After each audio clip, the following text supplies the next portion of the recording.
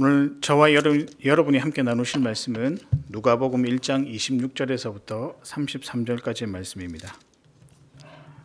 누가복음 1장 26절에서부터 33절까지입니다.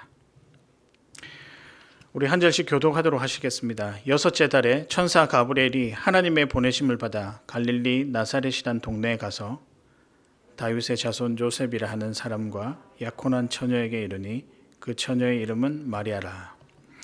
그에게 들어가 이르되 은혜를 받은 자여 평안할지어다 주께서 너와 함께 하시도다 하니 처녀가 그 말을 듣고 놀라 이런 인사가 어찌함인가 생각하매 천사가 이르되 마리아여 무서워하지 말라 내가 하나님께 은혜를 입었느니라. 보라 내가 잉태하여 아들을 낳으리니 그 이름을 예수라 하라. 그가 큰 자가 되고 지극히 높으신 이의 아들이라 일컬어질 것이요 주 하나님께서 그 조상 다윗의 왕위를 그에게 주시리니 영원히 야곱의 집을 왕으로 다스리실 것이며 그 나라가 무궁하리라. 아멘. 오늘의 말씀은 여러분 잘 아실 것입니다. 예수님에 관한 이야기입니다. 성탄의 시기이기도 하고 한 해를 마무리하면서 우리 믿음이 어떠한가 점검해 보는 시간이 오늘 이 시간 되었으면 참 좋겠습니다. 어릴 적에 성탄절 가까이가 되면은 말씀으로 또 연극으로 우리 주님께서 우리를 위해 왜 이 땅에 오셨고 또 이 땅에 오셔서 하신 일들에 대한 그런 내용들을 많이 접했었습니다. 그때 마음으로 어린 마음이지만 나의 주님께서 나를 위하여 이 땅에 오셨구나. 또 예수님이 나의 왕이란 말을 들을 때는 가끔이지만 때론 눈물이 나곤 하는 그런 시절들도 있었습니다.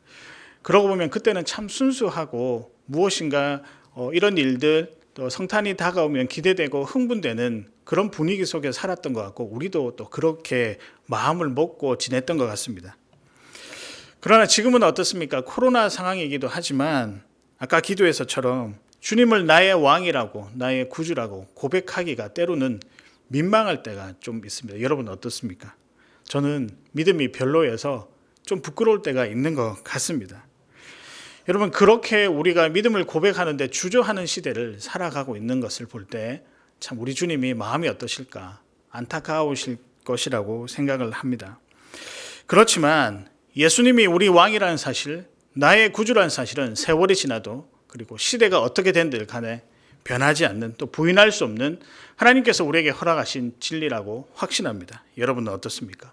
또한 뿐만 아니라 어떤 상황에서도 그것을 붙잡아야 할 신앙 고백이라고 생각을 합니다. 그래서 오늘 이 시간에 꼭 이 시기가 되어서라기보다는 우리가 한 해를 마무리하면서 우리의 신앙을 함께 점검하면서 예수님은 누구신가? 그 예수님께서 나에게 어떤 분이신가를 한번 말씀을 통해 묵상하고 그 예수님을 잘 믿고 한 해를 참 잘 마무리하는 우리 귀한 성도님들 되셨으면 좋겠습니다. 우리 예수님은 어떤 분이실까요? 첫 번째입니다.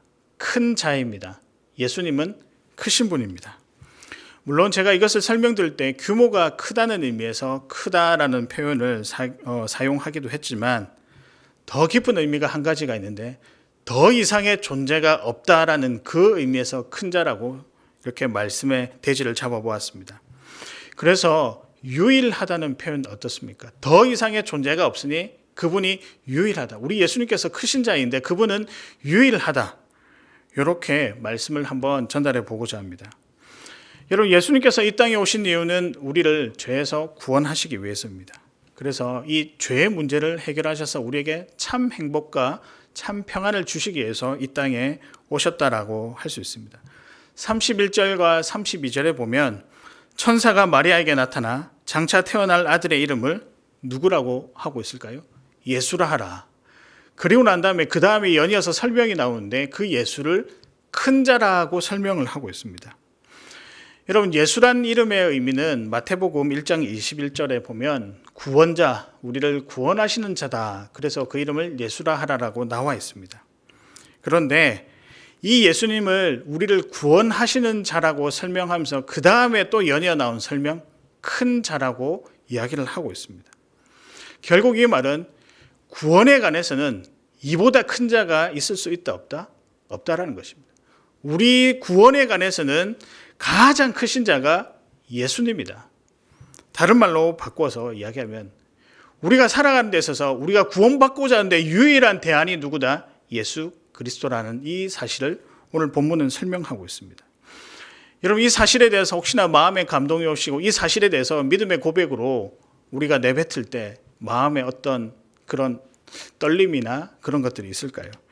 여러분, 다시 말씀드리지만 구원에 관해서는 예수 그리스도 외에는 답이 없다는 사실을 믿음으로 고백하십니까? 세상에 많은 능력들이 있습니다. 그래서 그 많은 능력들로 우리에게 닥쳐진 여러 가지 문제들을 해결하곤 합니다. 그러나 살다 보면 우리의 힘으로 해결할 수 없는 것도 너무 많다는 것도 우리가 깨닫게 됩니다. 그리고 어떤 도움이 없이는 절대 풀 수 없는 일들도 있습니다. 여러분, 그것이 무엇이라고 생각합니까? 우리 삶에 관한 문제, 이것이 생각외로 우리가 우리 스스로 힘을 내어서 풀 수 있을 것 같아 보이지만 예수님의 도움 없이는, 누군가의 도움 없이는 풀 수 없는 일이 우리 삶의 문제입니다. 여러분, 그 중에서도 특별히 생명과 죽음에 관한 문제는 이것은 그 어떤 능력자도 해결할 수 없는 그런 문제입니다. 어떤 탁월한 능력자도 감히 생명의 문제와 죽음의 문제를 해결한 사람은 역사상에 아무도 없었습니다. 죄의 문제로 인한 죽음의 문제는 어쩌면 우리의 영역이 아니라서 우리가 해결할 수 없는지도 모릅니다. 그래서 우리가 해결할 수 없으니까 막연하게 보이고 다가설 수 없기 때문에 우리 안에 무엇이 다가오느냐? 두려움이 다가온다는 것입니다. 어떤 사람들은 이렇게 이야기합니다. 죽으면 다 끝인데 살다가 죽는 것은 뭘 그렇게 당연한 건데 뭘 그렇게 애를 쓰며 그 숙제를 풀려 하느냐? 숙제 뭐 풀어봐야 소용이 없다라고 하면서 그런 죽음 앞에서 인간은 좀 담대하게 초월해지면 안 되겠느냐라고 하는 사람들도 있습니다. 근데 꼭 그런 분들이 죽음을 맞닥뜨리게 되면 굉장히 안타까운 모습, 참 처절한 모습, 좀 비참한 모습들을 많이 볼 수 있게 되는 것입니다. 그런 의미로 그런 모습들을 보았을 때 이 죽음의 문제가 결코 인간이 해결할 수 없는 그 다른 영역에 있는 문제라고 생각을 합니다. 그러나 이 두려움들이 생각보다 이 죽음에 대한 두려움들이 우리 삶에 굉장히 많은 영향을 끼치고 있습니다. 우리가 왜 시기하고 질투하고 다투고 또 서로를 비방하고 욕하고 이런 안타까운 모습들, 죄로 인한 죄성의 모습들을 왜 보여진다고 생각하십니까? 두려움 때문입니다. 이 두려움의 근원이 어디로 가냐? 죽음을 해결하지 못한 우리 스스로의 한계를 경험하기 때문에 거기서 나온 두려움이 우리 삶 전체를 망가뜨린다는 것입니다. 여러분, 그래서 우리가 우리 스스로 행복을 찾기가 참 쉽지가 않습니다. 물론 이 문제를 해결하기 위해서 많은 노력들이 있었습니다. 삶을 연구하는 철학자도 있었고요. 의학에 이르기까지 많은 사람들이 어떻게 하면 이 생명의 문제, 죽음의 문제를 한번 잡아보고자 노력을 했었습니다. 그러나 이 문제를 그 누구 하나 정확하게 해결한 사람이 이 세상에 없다는 것입니다. 그럼에도 불구하고 우리가 이 문제에 대해서 성도들은 초연할 수 있는 이유가 무엇이냐? 누군가가 이 문제를 해결해 주었기 때문입니다. 여러분, 누가 해결해 주셨을까요? 오늘 제가 여러분에게 말씀드리고 싶은 이 예수님, 크신 자 예수님, 유일하신 예수님께서 이 문제를 해결해 주셨습니다. 여러분, 너무나도 다 아는 사실이지만 때로는 우리가 이것을 망각할 때도 있고 어쩔 때는 우리의 고난 앞에서, 우리의 어려움 앞에서 이 모든 문제를 부인할 때도 있다는 것이죠. 그러나 명확한 것은 우리 삶의 문제를 우리 주님께서, 그 유일하신 주님께서 해결해 주셨다는 것입니다. 여러분, 이때 우리에게 비로소 평안이 찾아오고요, 행복을 누릴 수 있기 때문입니다. 우리 주님입니다. 주님만이 유일한 해결자십니다. 유월절 어린 양의 피로 대변되는 그 사건, 십자가 사건, 누가 감당할 수 있었을까요? 사람이 감당할 수 있었을까요? 아니면 굉장히 희생을 사랑하는 희생적인 사람이 그 일들을 감당할 수 있었을까요? 아닙니다. 아무리 그 사람이 희생적이다 하더라도 십자가에 달려 돌아가실 수 있는 분은 유일한 분, 딱 한 분밖에 안 계십니다. 그분이 저와 여러분이 믿음으로 고백하는 예수 그리스도라는 것입니다. 그분이 큰 자입니다. 오늘 이 시간 함께 나눌 때 이 큰 자가 여러분의 예수님 되심을 믿으시고 이 예수님께 감사하며 그 은혜를 받아 누리며 살아가는 귀한 여러분 되시길 바랍니다. 그래서 이 은혜가 예수님으로부터 이어졌다라는 이 믿음의 고백이 여러분 입술 가운데 멈춰지지 않기를 주님의 이름으로 축복합니다. 우리 주님은 누구실까요? 어떤 분이실까요? 두 번째입니다. 그는 하나님의 아들입니다. 지극히 높으신 이의 아들이시며 독생자이십니다. 아들은 아버지의 특징을 잘 닮은 자를 아들이라고 합니다. 그래서 아버지를 누구보다도 잘 아는 자, 그가 아들입니다. 저도 우리 아버지를 닮았습니다. 물론 여러분 여기 계신 분들은 저희 아버지 얼굴을 본 분이 없으시겠지만 여튼 저는 아버지를 닮았습니다. 가끔 싫지만 그 아버지가 가진 그 습관들, 몇몇 습성들도 저도 모르게 가지고 있는 것을 보았습니다. 이러면 안 되는데 하면서도 그것을 따라하는 것을 보았습니다. 근데 더 놀라운 것은 제 딸도 그러고 앉아 있다는 것입니다. 제 딸도 이건 안 했으면 좋겠는데 이 모습을 가지고 있다는 것입니다. 그래서 이런 말이 맞는 것 같습니다. 자식을 알면 부모를 안다. 물론 우리 하나님께 이런 비유를 쓰는 것은 좀 적절해 보이지는 않습니다만 예수님을 통해서 하나님이 어떤 분이신지는 알 수 있을 것 같습니다. 왜냐하면 주님이 아들이자 곧 하나님 그 자체이기 때문입니다. 그런 하나님의 아주 놀라운 특징이 하나 있는데 그 주님의 특징이 무엇이냐? 사랑이라는 것입니다. 그 아버지 하나님에 대한 특징도 사랑이고 그 아들 예수님에 대한 특징도 사랑인 것입니다. 요한일서 4장 16절에 하나님은 사랑이시다라고 나와 있고요. 또 우리 주님도 사랑이시며 그분이 이때까지 이 땅에 와서 우리에게 펼친 모든 행위가 사랑에서 근거한 행위라고 말씀드릴 수 있습니다. 또한 뿐만 아니라 성부 하나님과 성자 예수님 사이도 깊은 사랑의 관계이고 이 관계가 아버지와 자녀된 우리들에게도 여전히 영향을 미치고 있고 또 고스란히 녹아져 있는 것 같습니다. 이 땅에 예수님이 오신 이유를 우리는 사랑이라고 고백합니다. 근데 제가 묵상하다가 왜 이 부분에 와서 그냥 하나님의 사랑하는 아들, 이 아들이라는 표현을 계속해서 성경에서 마태복음, 마가복음, 누가복음, 요한복음에서 제일 쓰고 있잖아요. 말씀에서 왜 주님을 하나님의 아들이라고 특별히 강조하고 설명하고 있을까? 물론 실제로 그분이 하나님의 아들이어서라는 표현을 쓰지만 혹시나 그 안에 또 다른 강조된 의미가 있지 않을까라는 생각이 들었었습니다. 그러다가 제가 이 말씀이 생각이 났었습니다. 누가복음 20장 9절에서부터 18절까지의 말씀인데요. 포도원 주인과 악한 종들에 관한 이야기입니다. 여러분 잘 아시죠? 포도원 주인이 밭을 샀습니다. 그래서 밭을 샀다가 이제 포도밭을 잘 일군 다음에 타국으로 다시 주인은 또 일하러 나갔습니다. 남겨진 포도밭을 누구에게 맡겨야 되는데 여튼 자기가 뽑은 이 신실한 종들이라고 생각한 종들에게 이 밭을 맡겼고 그들에게 포도밭을 잘 일구라고 명령을 했었습니다.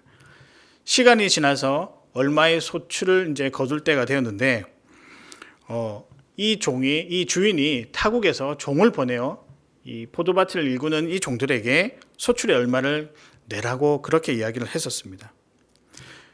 여러분 결과는 다 아시죠? 그렇게 어떻게 했었습니까? 이 종이 소출을 받으러 왔는데 소출을 잘 받아갔을까요? 아니요. 악한 종들이 죽여버렸습니다. 이 종을 죽이고 주인의 말을 듣지 않았었습니다. 그 다음에 또 종을 보냈었습니다. 근데 그들도 어떻게 되었을까요? 죽임을 당했습니다. 그 다음에 또 어떻게 했을까요?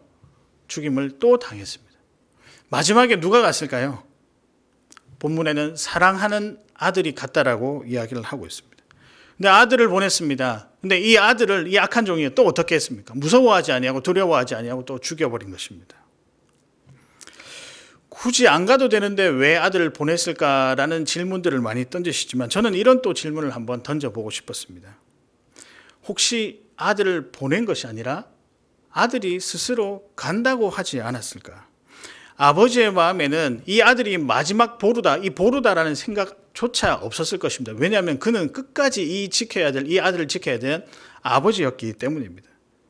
그렇다면 이런 아버지의 마음이 너무나도 당연하고 이 세상을 살아가는 아버지로서 부모로서 살아가는 우리 모두에게도 이런 마음이 있는데 왜 이 아들을 보냈을까? 어쩌면 그 아들이 계속 아버지를 위해서 계속 종들이 죽어나가니까 이 아버지의 신뢰와 이 아버지의 평판과 이 아버지의 모든 것을 위해서 본인이 스스로 간다고 하지 않았을까?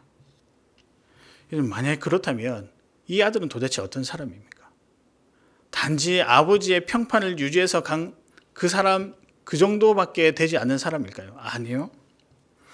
아버지를 위해서 모든 것을 내던질 수 있는 희생적이고 헌신적인 사람이라는 것입니다. 그뿐만 아닙니다. 그가 속한 또 그가 가지고 함께 있었던 그 종들을 위해서도 이 종이 죽는 것보다 내가 죽는 것이 훨씬 일처리가 빠르겠다.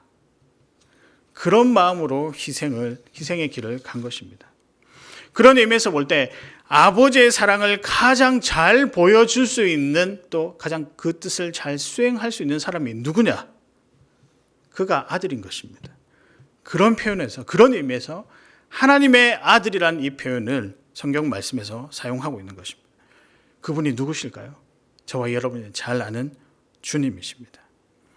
하나님 아버지가 우리를 가장 잘 사랑하기에 또 변함없는 사랑을 보여주기 위해서 그 아들이 온 것입니다. 아들이 왜 왔느냐? 하나님 아버지께서 우리를 사랑하는 그 사랑을, 그 지극함을 너무나도 잘 알기 때문에 내가 와서 내가 직접 이 모습을, 하나님 아버지의 사랑을 어두워진 눈으로 그 사랑을 깨닫지 못하는 우리들에게 다가와서 직접 보여주신다고, 그렇게 해서 이 땅에 오신 것이라고 생각합니다. 그래서 이 사랑이 헌신적이고 자발적이며 너무나도 귀한 것이라고 생각을 합니다. 이분이 저와 여러분의 예수 그리스도란 사실입니다. 다시 우리에게로 한번 돌아오겠습니다. 이 사랑이 예수님 때문에 우리에게도 왔습니다. 우리도 이제는 사랑이어야 합니다. 오늘 복음 되신 예수님이 이 땅에 오신 이유는 그를 믿고 또 사랑이 되길 위해서 이 땅에 오신 것입니다. 그렇기 때문에 우리도 사랑할 수 있어야 되고, 우리도 사랑하며 살아야 되고, 사랑으로 주어진 인생을 마무리해야 됩니다. 왜냐하면 우리가 그분의 자녀이기 때문입니다. 이미 우리를 통해서 예수님께서 그 자신을 통하여서 하나님의 아버지의 사랑을 우리에게 보여주셨듯이 자녀된 우리들도 하나님의 사랑을 우리 주변 사람들에게 이제 많이 보여주어야 한다는 것입니다. 우리가 사랑해야 되기 때문에 눈을 들어 주변을 바라보아야 하고, 여전히 사랑이 필요한 자들이 있다면 다가서야 되고, 위로가 필요한 자들이 있다면 사랑으로서 그들을 위로해야 됩니다. 그저 가끔 안타까울 때가 예수님께서 우리를 사랑하셨구나, 그냥 거기서 감상으로만 하나님의 뜻을 감상으로만 느끼고 많은 자들이 많은 것 같습니다. 그래, 말씀에서 저렇게 이야기하니 하나님의 사랑이 귀하지, 그 사랑을 받은 내가 참 감동받았어. 근데 여러분, 우리가 한 가지 더 나아가야 될 것은 우리가 그분의 자녀란 사실입니다. 사랑의 자녀란 사실입니다. 사랑이 필요한 자들이 있다면 다가서야 되는 것입니다.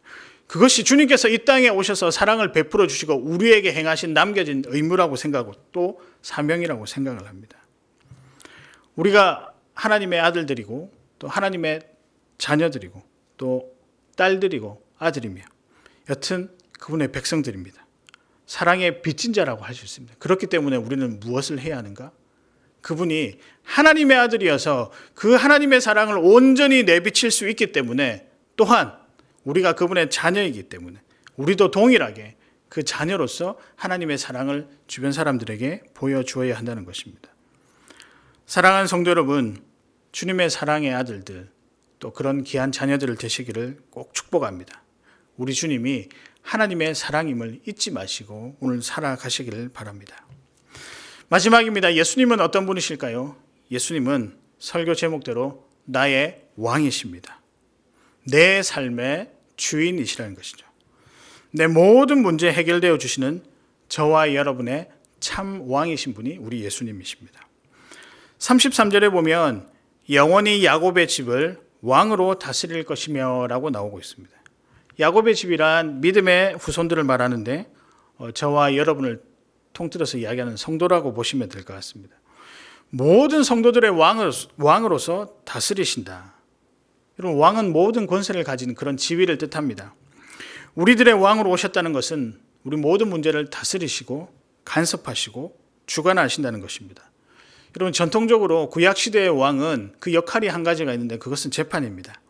법에 따라 옳고 그른 것을 판단하며 또 백성들의 삶에 관여해서 하나님의 법이 무엇인지 가르쳐주고 인도하고 그 법이 생활 가운데 잘 우려날 수 있도록 그렇게 인도하는 자가 왕이었습니다.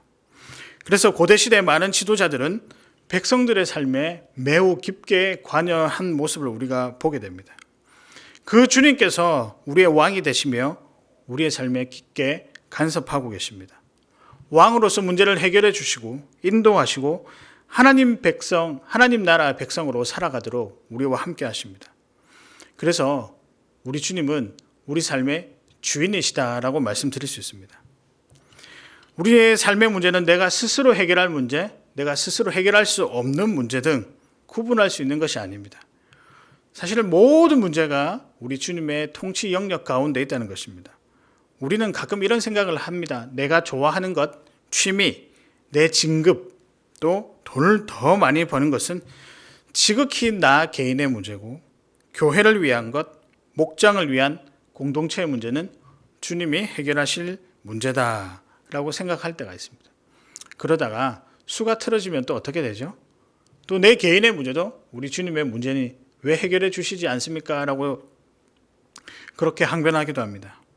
근데 여러분, 우리가 이 사실 한 가지 인정했으면 좋겠습니다. 성도의 삶의 모든 문제는 주님의 문제입니다. 그렇기 때문에 해결도 어디에서부터 시작해야 된다고요? 주님으로부터 시작해야 한다는 것입니다. 근데 생각보다 이것이 쉽지가 않습니다. 왜냐하면 우리가 그만큼 머리가 크기 때문입니다. 우리의 경험, 우리의 생각, 우리의 판단이 매우 정확하다고 생각하기 때문입니다. 제가 그런 분들을 많이 봤습니다. 저분은 참 판단이 정확해. 근데 그런 분들과 대화를 해보면 다른 사람의 이야기를 별로 듣지 않는 것 같습니다. 우리 집에도 있죠. 여러분 집에도 있을 것이고 다 있을 것입니다. 그래서 때로는 우리가 소통이 되지 않는다. 그래서 마음이 불편하다. 힘들다. 근데 그 이면에는 어떤 문제가 깔려 있냐면 모든 문제가 주님으로부터 해결돼야 한다는 문제, 이 문제에 대한 인식이 없다는 것입니다. 만약에 그렇다고 한다면 우리가 문제를 어떻게 해결을 해야 될까요? 먼저 하나님 앞에 묻고 기도하는 것부터 시작해야 됩니다. 그런데 그러지 않지 않습니까? 먼저 묻고 기도하는 것보다 우리는 전화를 듭니다. 경험이 많은 자들에게. 권사님, 집사님, 장로님, 목사님 어떻게 했으면 좋겠습니까? 그러나 제가 오늘 단언코 말씀드리고 싶은 것은 모든 문제 해결은 우리 주님으로부터 시작한다는 것 꼭 기억하시길 바랍니다. 어쩌면 이런 부분에 불편함을 느끼시는 분들이 종종 있습니다. 아니, 사소한 것까지 예수님께 다 아뢰고 해결을 봐야 하나. 그러나 오늘 말씀은 그분의 우리의 왕이 된다라고, 우리 삶의 주인이 된다라고 말씀하십니다.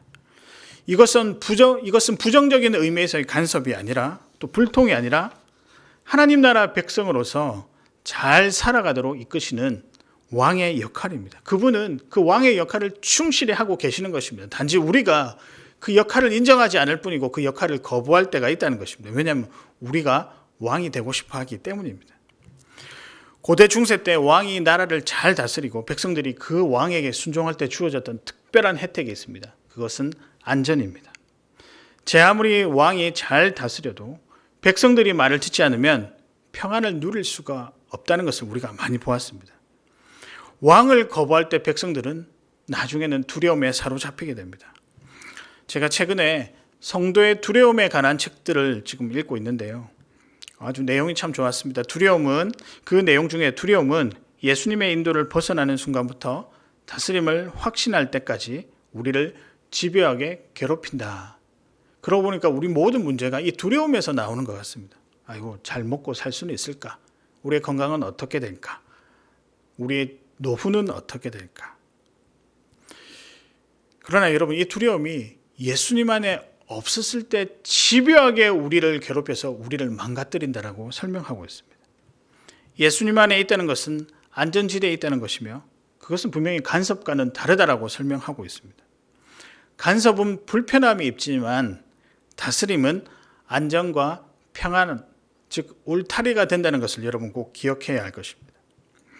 우리 주님은 여러분의 왕이십니다. 나의 왕이시고 여기 앉아 계신 모든 분들의 왕이십니다. 그분이 여러분의 문제를 해결해 주실 것입니다.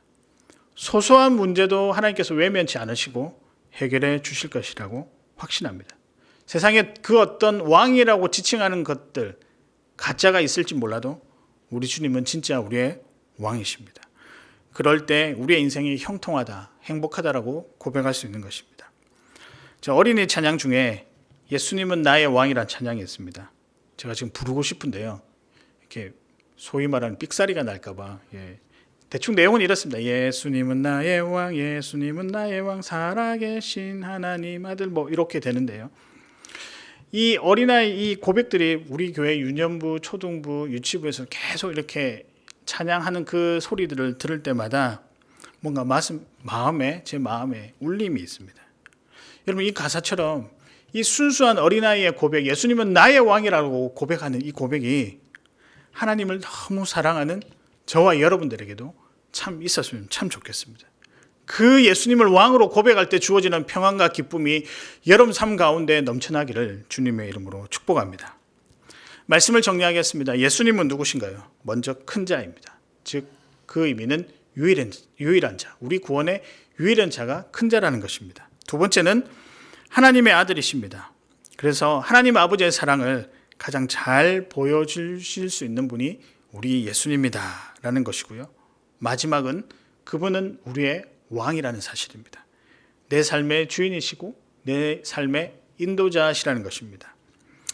성탄을 며칠 앞두고 이제 며칠 안 남았잖아요. 며칠 동안이라도 우리 주님은 어떤 분이신가? 2021년 한 해를 돌아보시면서 우리 주님이 나에게 어떤 분이셨는가? 저는 여러분의 입에서 예수님은 나의 왕이라고 하는 이 고백이 한 번쯤은 나왔으면 참 좋겠습니다. 오랜 신앙생활을 통해 많이 들어봐왔던 내용이지만 삶이 팍팍하고 믿음대로 사는 것이 쉽지 않을 때 주님을 묵상함으로 주님의 백성됨을 기뻐하고 성도로서 살아가는 것에 조금 자긍심이 있었으면 좋겠습니다. 가끔 저희 딸과 거리를 산책할 때가 있는데 꼭 저희 딸은 밖에만 나가면 예수님은 나의 왕 이런 찬양을 엄청나게 크게 부릅니다. 왜 그런지 모르겠습니다. 근데 굉장히 당당하게 부르는데요. 저보고 이렇게 이야기합니다. 아빠 같이 해 라고 하면 제가 뭐라고 이야기할까요? 재현아 조용히 해. 사람들이 들어. 아빠는 부끄러워. 그러면 이해를 하지 못합니다. 왜 부끄럽냐고. 예수님은 나의 왕인데 왜 부끄럽냐고. 아직 애가 뭘 몰라서 그러는 것 같습니다. 근데 한편으로는 집에 들어오면 이런 어떤 이 말이 여운이 남는 것이죠. 여러분, 우리가 막말로 여러분 주변에 많은 믿지 않는 사람들 앞에서 예수님은 나의 왕이라고 고백할 용기가 있으십니까? 이 당당함이 언제 어디서든 우리에게 있었으면 좋겠습니다. 그렇게 하지 못한다 하더라도 내 마음속에 예수님은 왕이다라는 이 사실을 변치 않는 나의 믿음의 고백으로 가지고 살아갔으면 좋겠습니다. 여러분, 그렇게 할 때 그 인생은 어떻게 될 것이냐? 평안과 기쁨 가운데 살아갈 것이고 하나님과 동행하며 살아갈 것이고 그것이 시편에 이야기하는 형통한 사람의 모습이라고 분명히 우리 하나님께서는 알려주실 것입니다. 그런 의미에서 이번 성탄을 맞이하기 전에 저와 여러분이 예수님은 누구신가? 혹이나 누군가가 물어본다면 이렇게 고백했으면 좋겠습니다. 예수님은 누구시라고요? 나의 왕이시라고요. 이 고백으로 하루하루 살아가시는 그리고 감사로 살아가시는 우리 사랑하는 귀한 성도님들 되시기를 주님의 이름으로 축복합니다. 우리 마음을 담아서 우리 이 찬양 한번 다시 했으면 좋겠는데요. 당신은 영광의 왕. 제가 조금 빨리 하도록 하겠습니다.